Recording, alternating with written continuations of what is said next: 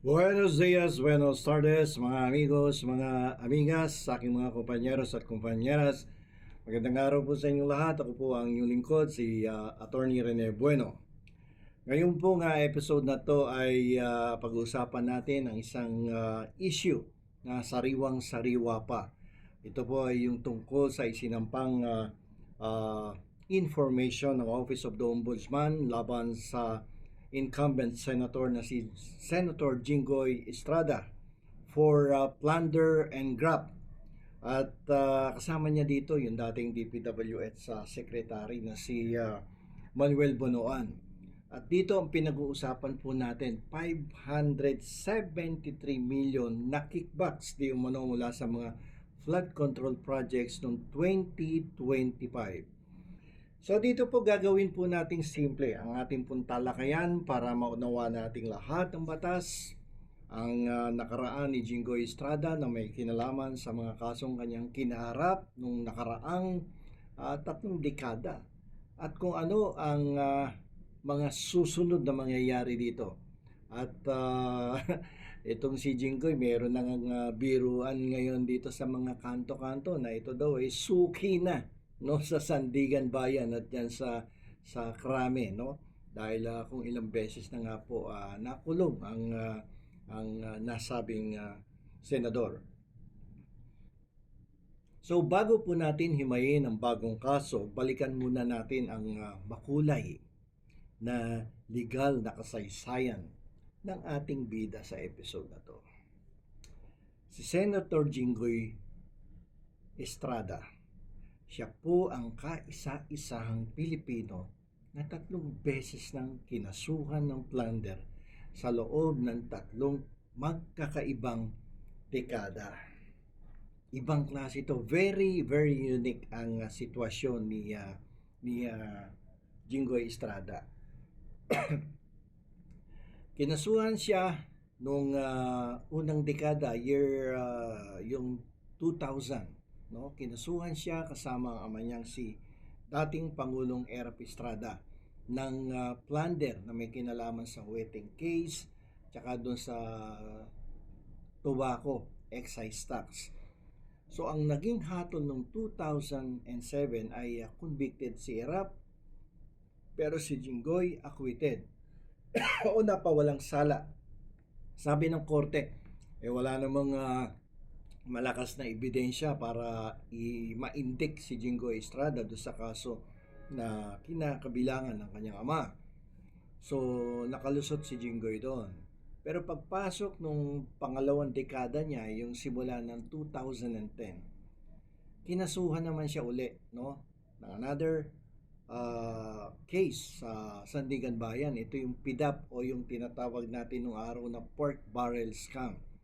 So dito nakasuhan siya kasama si Janet Lim Napoles sa pagbulsa di umano ng 183 million. So nakulong siya ng halos 3 taon to dun sa krame.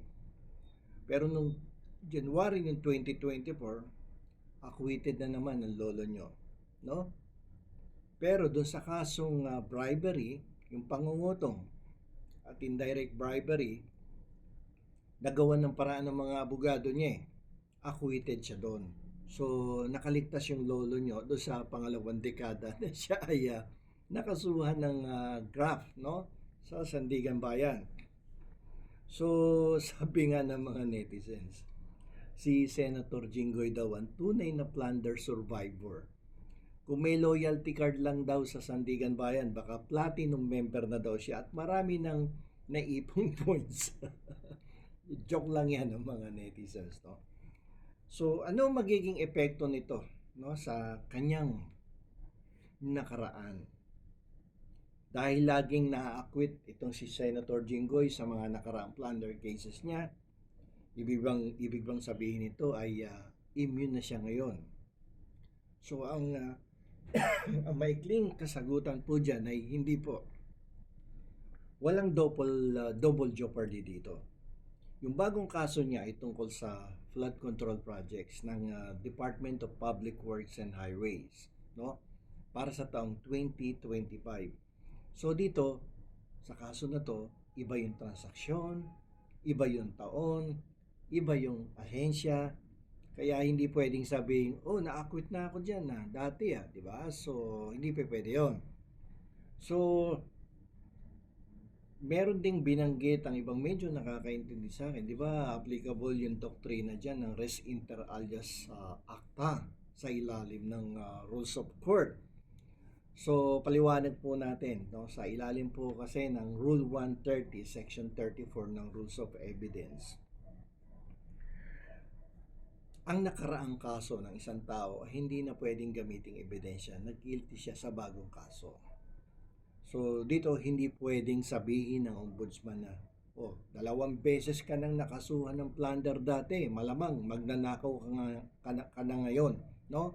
Malamang mako-convict ka dahil yung 2 previous cases mo, no? Lumusot ka lang dahil magaling yung abogado mo during that time So dito malinis ang record niya sa mata ng batas pagdating sa plunder dahil na-acquit nga siya nung mga nakaraang kaso niya, yung nakaraang 2 dekada.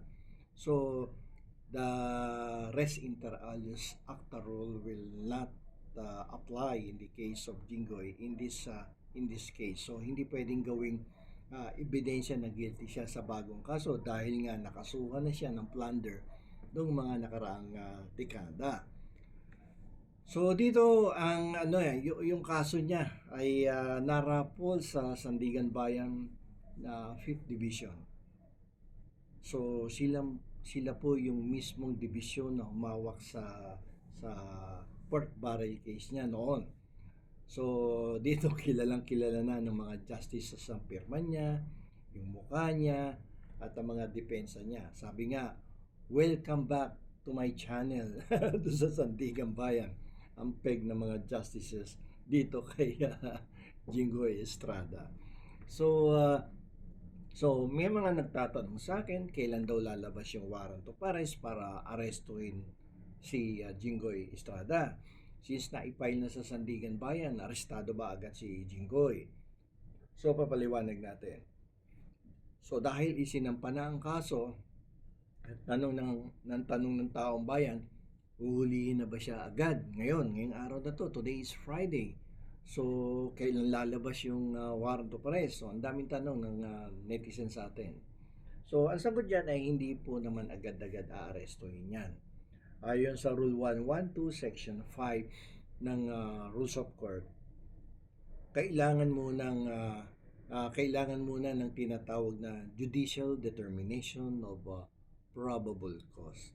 So, iba yung probable cause kasi sa prosecutor's office, iba yung probable cause sa judicial level. So, dito kaya nga ang tawag natin judicial determination of probable cause. So, kailangan munang ma-determine yan ng Sandigan Bayan. So, babasahin muna yan, hihimayin muna ng mga justices ng Sandigan Bayan ang mga dokumento mula sa ombudsman. So, kadalasan po, umaabot yan ng ilang araw Hanggang 2 linggo pa nga umaabot yan bago sila magdesisyon kung maglalabas ng warrant of arrest o hindi. Diba? So, kapag lumabas naman yung warrant, mechanical ang batas. Dapat nang hulihin si Jinggoy Estrada. Pero sa realidad ng mga big time na politiko, bago pa man dumating yung mga pulis na may dalang posas, gagawin na yung yung tinatawag na voluntary surrender. Kaya minsan may coordination ng mga pulis o yung mga politiko, yung mga cabinet officials, makikipag-ugnayan ng mga abogado niya kay DILG Secretary John Vic Remulla para maayos na mag-surrender sa korte o sa krame, para ginagawa po yan para iwas iskandalo sa media, kung matatandaan nyo nung nakaraan, di ba, si Bong Revilla, kusang loob na sumuko sa mga otoridad para maiwasan yung pupuntahan ka sa bahay, pupusasan ka. So mas maganda talaga yung voluntary surrender na wala nang cheche boreche at yung mga media ay kasi pag pipiestahan ka ng media minsan, di ba? So, mas maganda yung voluntary surrender. So, sa plunder, since this is a capital offense, ibig sabihin sa ilalim po ng batas, ito po ay non-bailable o hindi ka papayagang magpiyansa, especially when the evidence of guilt is very strong. So, talagang makukulong ka talaga habang nililitis ang kaso. So, ang tanging paraan lang para makalabas ka ay kung mapapatunayan ng mga abogado ni Jinggoy, no, sa mga unang hearing na mahina ang ebidensya ng gobyerno laban kay Jinggoy. So, sir, saan ba ikukulong yan? So, kung matutuloy yung pag-detain kay Jinggoy, huwag kayong mag-alala, no? Hindi siya isasama sa mga ordinaryong siksikang kulungan sa mga lungsod. May mga posibleng destinasyon po dyan. Unang-una sa Camp Crame. Ayan, may discount na si Jinggoy dyan kasi ilang beses na siya nakulong dyan sa Crame. May loyalty card na.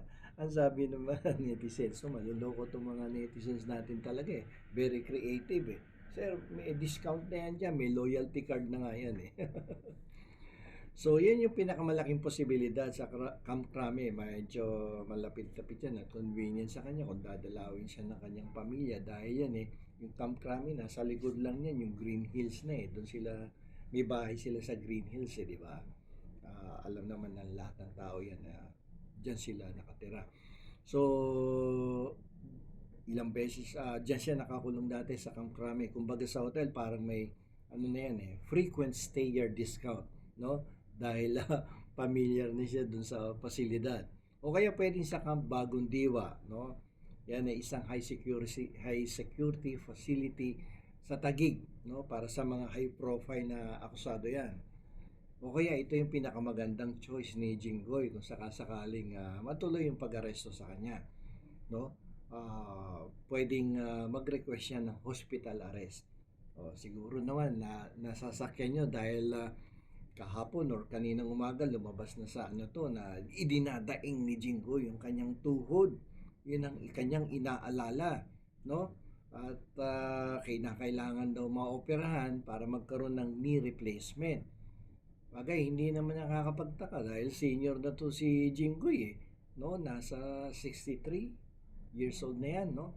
Dahil nung araw yan, ano yan eh, mga bata kami dyan sa San Juan, nakakalaro namin ng basketball yan sa lupa, basketball court na lupa. Ayan, talagang laking kalye din yan eh. Nakikihalubilo yan sa mga mahihirap talaga at nakikipag-basketball yan. Kaya nung nanalong mayor yan sa San Juan, ang mga kinuwang staff niyan, mga kalaro ko din sa basketball, no? Kaya ayan, katulad din na yung nasiran Jojo Santos, sina Jojo Borja, yan, mga naging barkada niya dahil sa basketball yan. Player kasi yan dati sa San Juan ng Bulilits. Mga maliliit sila eh. Bulilits. High school kami nun. So, dito, pwede siyang mag-apela kung idinadaing niya yung kanyang tuhod, no? Pwedeng mag-apela ang kanyang mga abogado para sa humanitarian or hospital detention. Ako, ito na naman, no? Ba't kaya ganun, no? Nagkakasakit, biglang may dadaing kapag ikaw ay nahaharap sa isang kaso katulad nung araw, no? Si dating Pangulong Gloria Macapagal Arroyo, no? Biglang nagkaroon ng neck brace nung inaresto at sumakay sa wheelchair. Kikita na naman yung manufacturer ng wheelchair dito.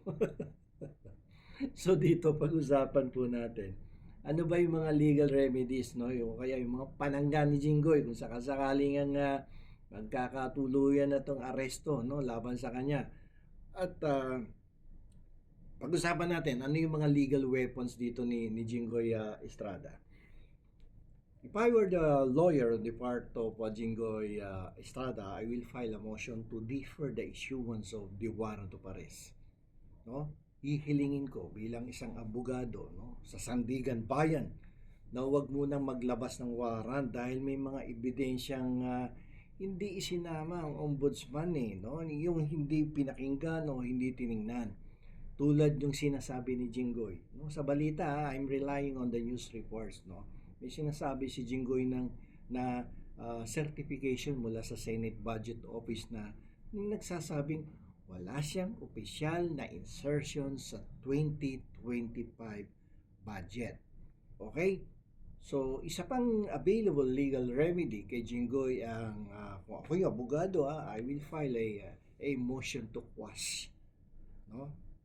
Ito yung motion to quash para ibasura yung information, yung kaso. No? Dahil may mali sa pagkakasulat ng reklamo eh. Dahil sasabihin na pwedeng sabihin ng legal team na may kulang na elemento. O kaya pwedeng sabihin, walang due process dyan ba't hindi man lamang ako inusisa doon sa mga certifications na in-issue na nagpapatunay na wala naman akong opisyal na insertions at yan yung makikita sa records ng Department of Budget, no? So, ang reklamo nga ni Jinggoy ganito hindi man lang daw siya binigyan ng kanyang ng kopya ng DOJ ng resolution para makapag-motion for reconsideration siya. So, isa pang available remedy dito.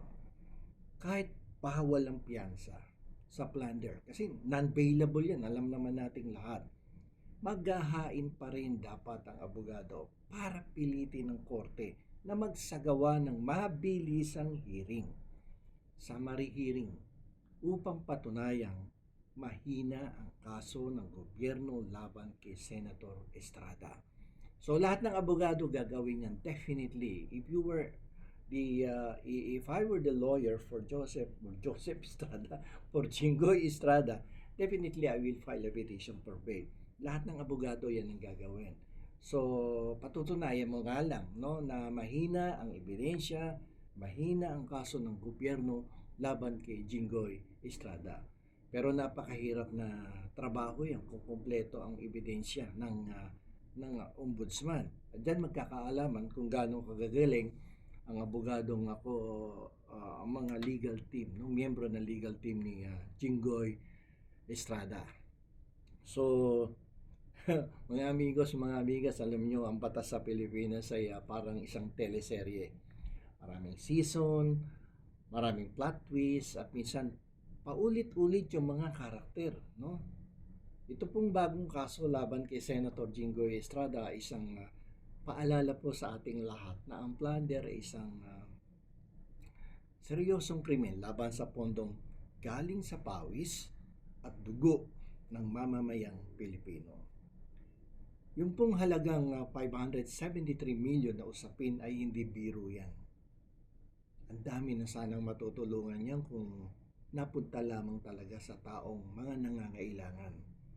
Ito po ay pondo na dapat sana ay napunta nga sa mga proyektong magliligtas sa atin sa baha, at sa anumang sakuna, lalong-lalong na pag may bagyo.